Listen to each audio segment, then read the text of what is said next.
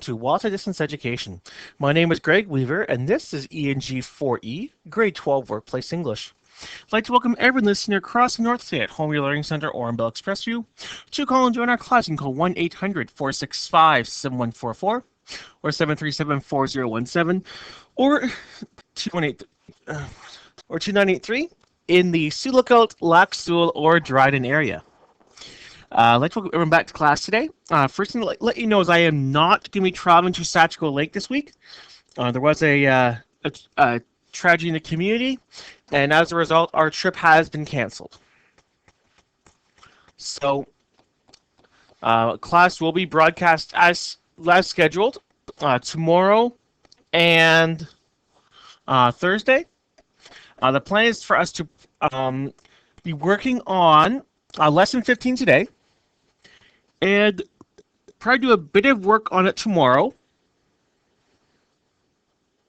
And we'll probably end up starting with lesson 16 tomorrow, and then do 17, 18, 19, 20 next week, and then we'll be done.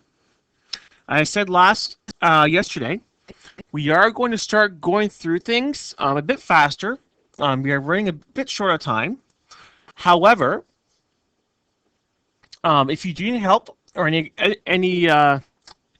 anything that's needed, let me know. I can always set up a Bridget session with you from your learning center, or you can call me, email me, text me, or Facebook me with questions, and I will be glad to answer any questions that you have.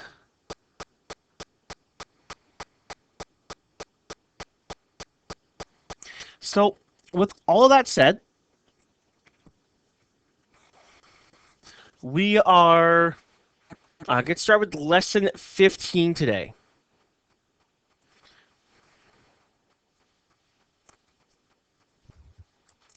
Now, with lesson 15,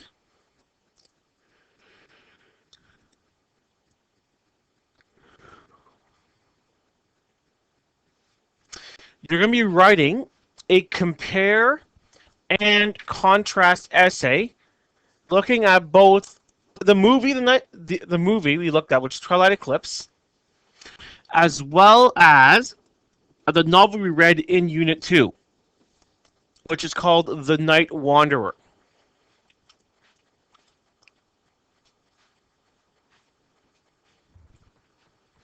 So, this is what I said in class yesterday. If you have yet to finish either reading the novel or watching the movie, it's going to be really important that you get that done as soon as possible. You have to have read the movie or read the book and watched the movie in order to complete this lesson and the key question, which is going to be key question 45.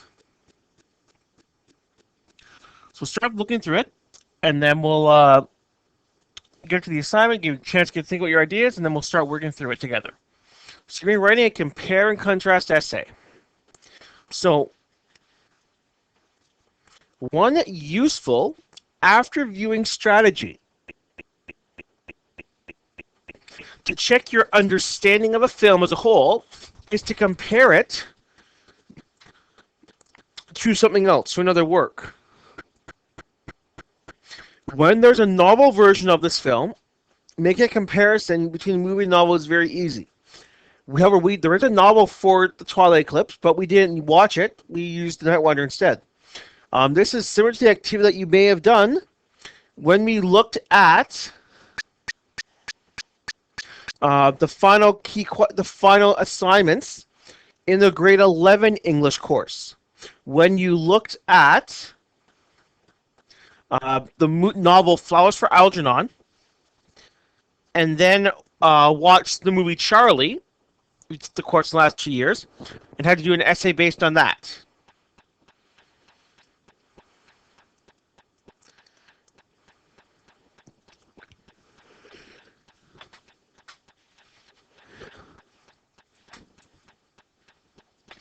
So when the movie has not been adapted from a novel, you could choose a novel with a similar theme or topic to compare it to.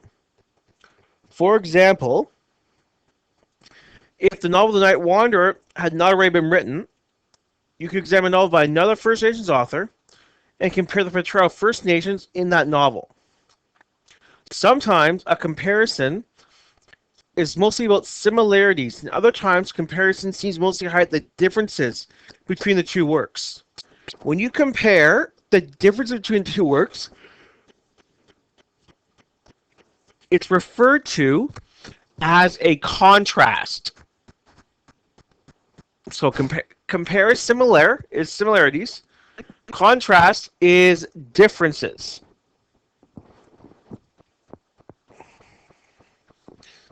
So when you're writing a compare and contrast paper, it's important to spend time planning your topic and organizing your information. The steps below will help you in that planning stage.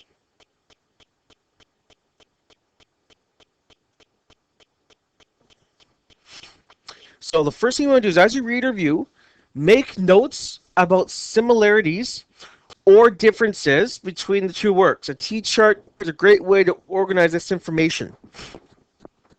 We have done that directly. You've taken a lot of notes on and done questions looking at in the novel, looking at how does this portray First Nations and what are some of the issues and challenges that the characters are facing.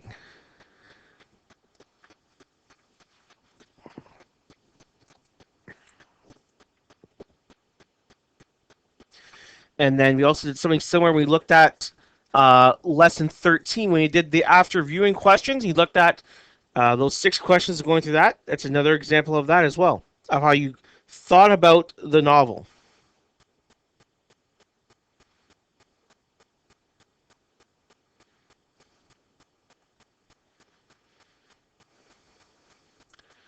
So once you've got your ideas organized, and then you use the T-charts, you take your ideas, put everything that's similar on one side, and everything that's different on the other side.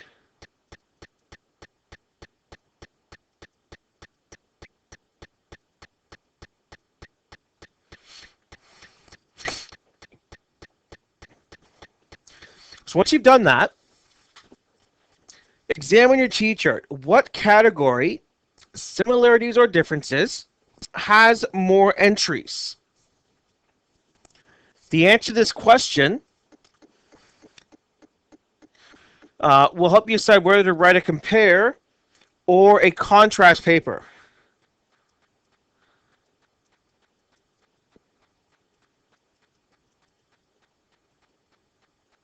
And that's probably the first big decision you have to make. You're going to look at something that's what's similar or what's different.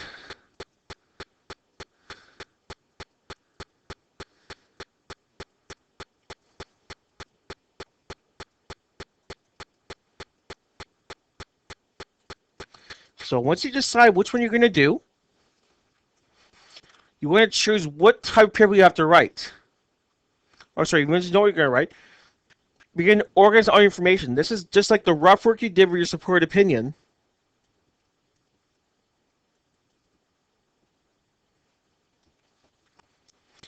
And figure out what you're going to write, what order you're going to write them in,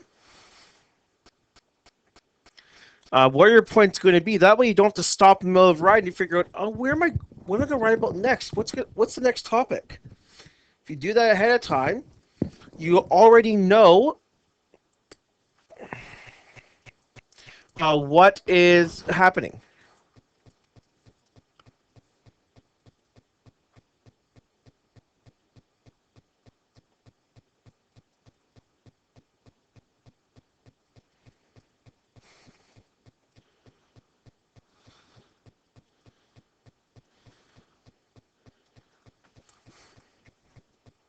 And there's a chart here, there's a T-chart, and then an organizational chart. So this is something you can change the titles for, depending on what you're writing. Or for this one, you have in Twilight Eclipse, Saga Eclipse, what is your 3 or 4 similarities or differences? So what are the 3 or 4 points you have for Twilight Eclipse? So what are the similarities you decided on? List them there. What is it like in the first one, in this case, Twilight Eclipse? And what's it like in the second one, or the Night Wanderer? Look at how are these similar or different to each other, and then think about why is this important.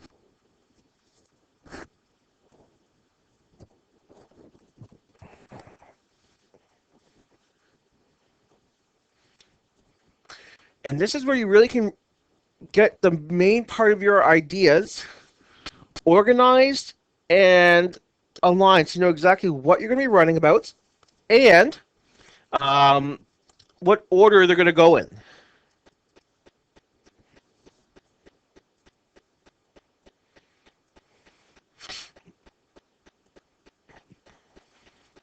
So once you're all done, you're ready to begin drafting your paper. So to produce your draft, write your introduction. This should entice your reader to want to read more by interested in the topic in the first sentence or the two. Next, for your topic sentence, your thesis, outline what you'll be discussing in the paper. Then you want to write your body. Use the 3 points you chose when planning and write your ideas in complete sentences. Try to provide as much proof as possible from both the movie and the novel. And then you want to write your conclusion. Restate your main idea and then provide the reader with something to consider. Some way you're going to rephrase it and kind of we are thinking about how it can be improved, why you make comparison, or some way to end it. It's going to make your reader remember exactly what they read and how it made them feel. If you want to revise your draft, check your spelling, grammar, and organization, make sure everything makes sense and it's a strong argument. And then finally, type your final copy of your paper for marking. Now, for your rough draft, you can either do it on line paper or you can do it on the computer. Just like when we looked at key question 43 back in lesson 13. If you want to do it on a computer for your rough draft, just when you first start typing, save it as key question 45 draft, and then just type it out. Don't worry about any typos, misspelled words, grammar. Don't worry about it. Just type everything out, get everything done without correcting anything. Then save it. So it's saved as key question 45 draft. After that, you can go through, you can edit everything. And as you go through and edit, make sure you change the name of the file from key question 45 draft to key question 45 good copy or final draft. Something that distinguishes between the rough draft, which should have all the errors, all the typos, everything in it, and your good draft. Now, as you do this, especially if you do it on a computer, you will notice that there's a spell check and a grammar check on Microsoft Word or whatever program you use. While the spell check and grammar check is good, it does not replace you editing your work.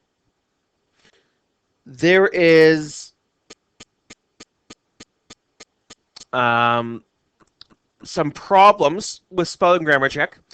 One of the biggest problems is the grammar check. It can't distinguish what is the right word and what's not.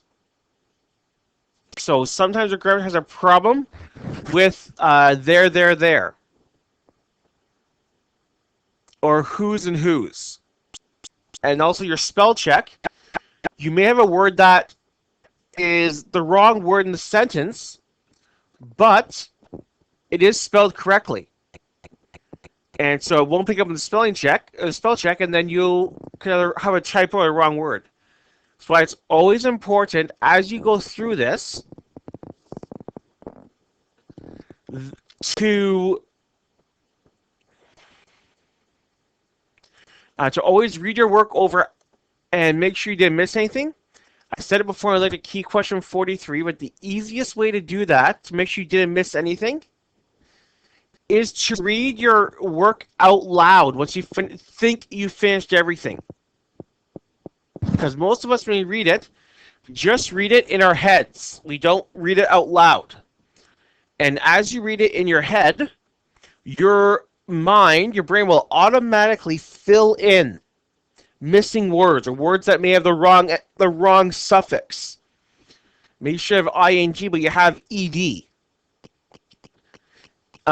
As you read it just in your head, most people will not catch those mistakes and will not catch all of those small things like that, because your brain will just fill in the correct word anyways. But if you read it out loud, you force your mouth and your brain to work together, and there's a word that's spelled wrong. You'll say it out loud, and you'll go, "Oh, that doesn't quite sound correct," and then you'll notice right away to correct it. An easy way to do this is to, if you do it on a computer, is to print out your rough draft once you've done your spelling check, grammar check. You think it's done. Print it out, read it out loud, and have a pen or pencil in your hand so you can circle the differences. And then you can circle the mistakes and circle anything you want to change and change it again. It's always easier to find the mistakes or find the errors on work you've printed out rather than just on a screen. So all of that, we're getting to key question 45. This is the last big key question we're going to do until we get to lesson 19. So this says, now we've looked at a movie that contains a First Nations storyline, as well as a novel that's written by a First Nations author. In both of these media forms, First Nations are featured as prominent characters in their respective stories. You have Tiffany in The Night Wanderer, and Jacob Black is one that really is a major character in Twilight. Your task in this key question is to compare and contrast the movie The Twilight Saga Eclipse and the novel The Night Wanderer. What is similar about the two media forms? What's different? Work through the different steps in writing a compare and contrast essay, which you just looked at for the key question, as you explore this topic. So either find like 3 or 4 really big similarities between the two, or focus on 3 or 4 really big differences between the two. You're going to create a T-chart, similar to what we had earlier in the lesson, and list the similarities on one side and the differences on the other side. That's for 5 marks. Decide on whether you're going to focus on the comparisons or what's similar, or the contrast, or what's different. This will become the thesis for your essay. So now that you know what you're going to write about, you want to copy the organizational chart and how you plan to use it in your body paragraphs. You need to have at least 3 body paragraphs, but you can add more if you want. The most I've ever seen a student do with this assignment is 5. Anything more than that, you're probably starting to stretch and trying to have a hard time to find significant similarities or significant differences.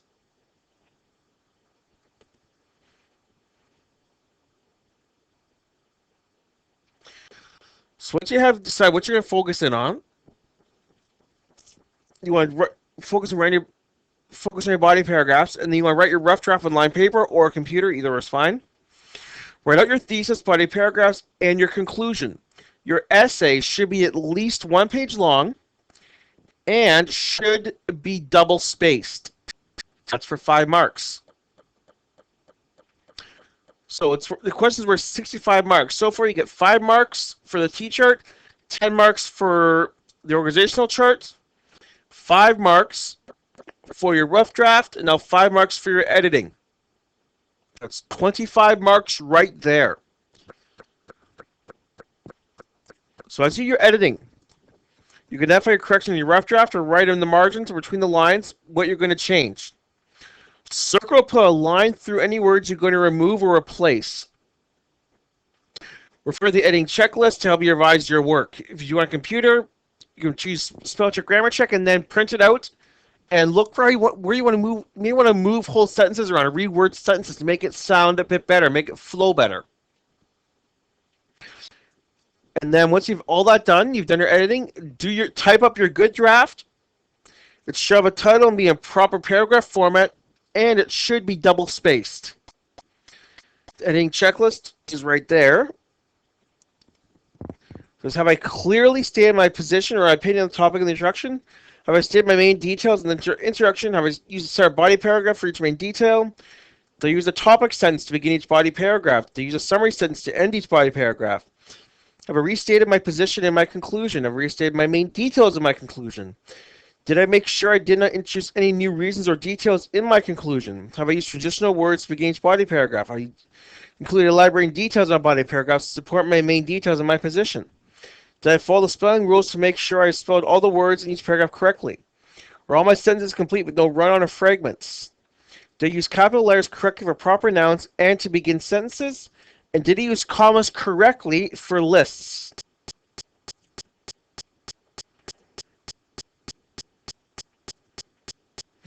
So that's your editing checklist. What we're going to do now, it's 5:33.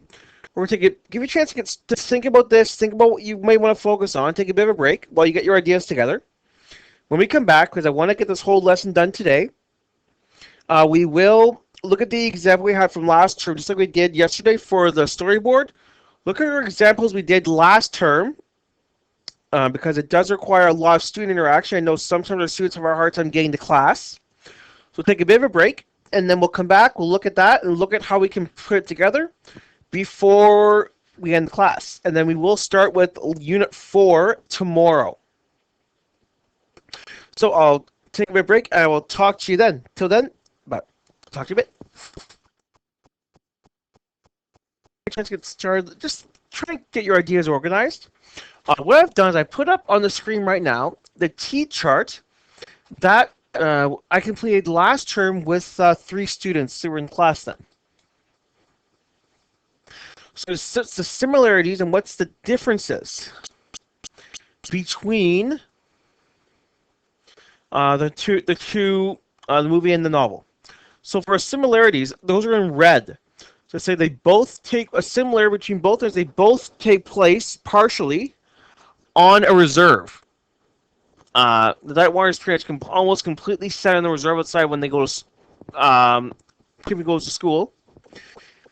And Bella goes to La Push to talk to Jacob and hear about how they first became werewolves. Both have vampires in them. You pair the Aarons as well as the Cullum clan. Both have teenage main characters. Looking at Tiffany 16. Bella is 17 at the time. Jacob 17, and Edward, before he was turned to a vampire, was 17 before he was turned. When the movie was made, Edward would have been about 110 because he was turned in 1918 in the books, and the movie was made in 2009, I believe. So he would have been about somewhere 100 years old. So both the teenage main characters, both have First Nations characters, and both of them, parents don't approve of their relationships. Charlie isn't too impressed that Bella's dating Edward, and we know that Keith does not approve of Tony for Tiffany. And the other similarities, both have origin stories for vampires. You know how Pierre turned,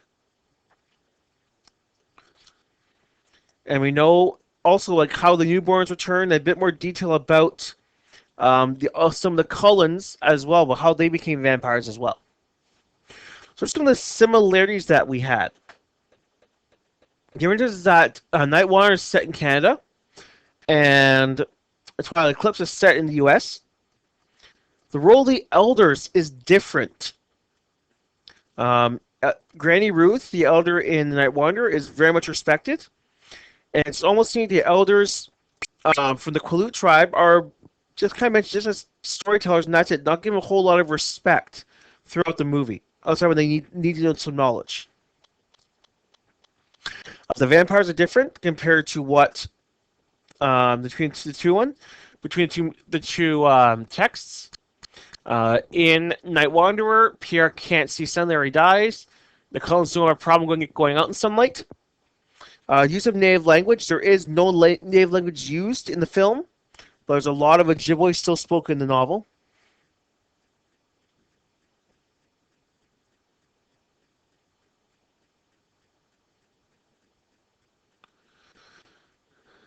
So there's different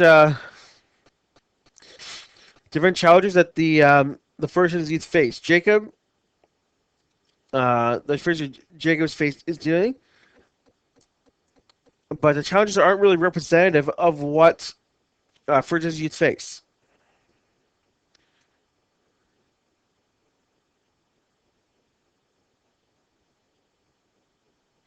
So looking at both of those, last time we decided we were going to look at the strengths. So these are our strength points. We took these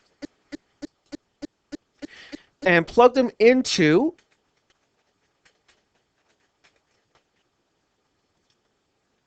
our organizational chart. So we took similarities. We took the t-shirt we did. Similarities.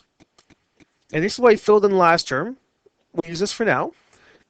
So from all of these points, we had 1, 2, 3, 4, 5, 6 points. We narrowed it down just to 3. The 3 points we narrowed it down to is the First Nations characters, teenagers are facing relationship issues, and then roll up vampires playing the story. So in the Twilight Eclipse, one of the main characters is First Nations and is open with his heritage. And the Night Wanderer, the main character is First Nations and struggles identifying with her heritage.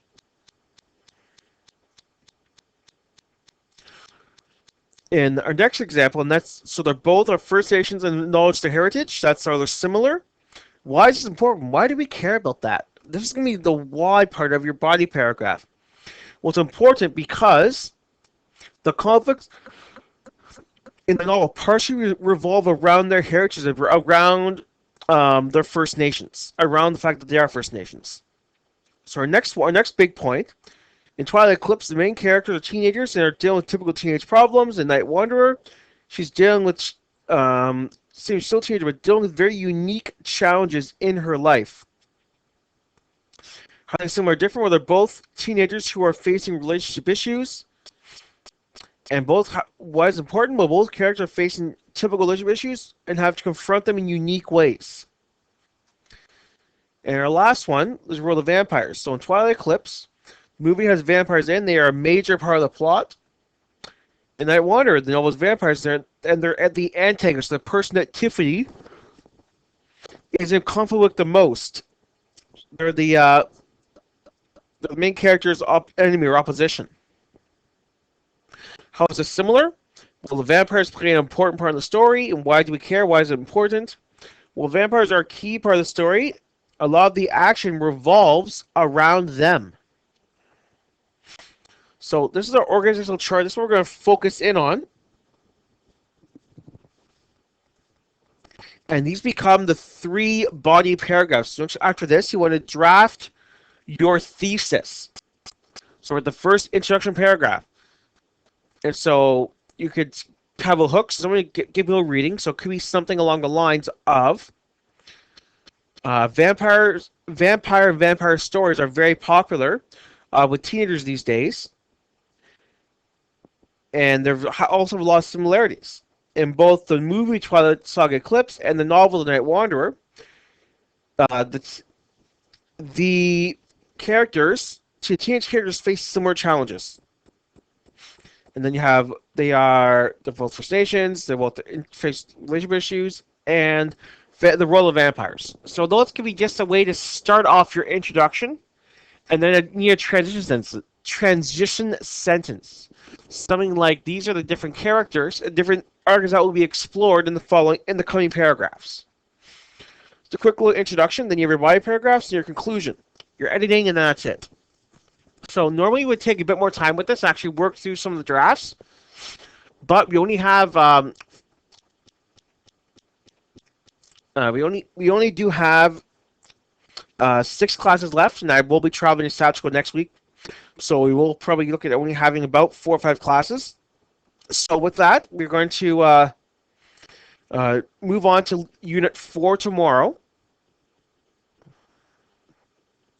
and we'll probably come back and look at very briefly, do a quick review of all the key questions for Units 2 and 3 tomorrow. Then we'll start with Unit 4. I'd like to thank everyone for joining me tonight. If you do have any questions, be sure to give me a call, text, email, or Facebook me. I'll be in the office for normal hours from 8:30 to 12 and 3:30 to 6 tomorrow, which is 9:30 to 1 and 4:30 to 7 in Fort Hope, Webber and Fort Severn. Other than that, everyone has a good night, and I'll talk to everyone again at the exact same time tomorrow. Till then, miigwech, and bye for now.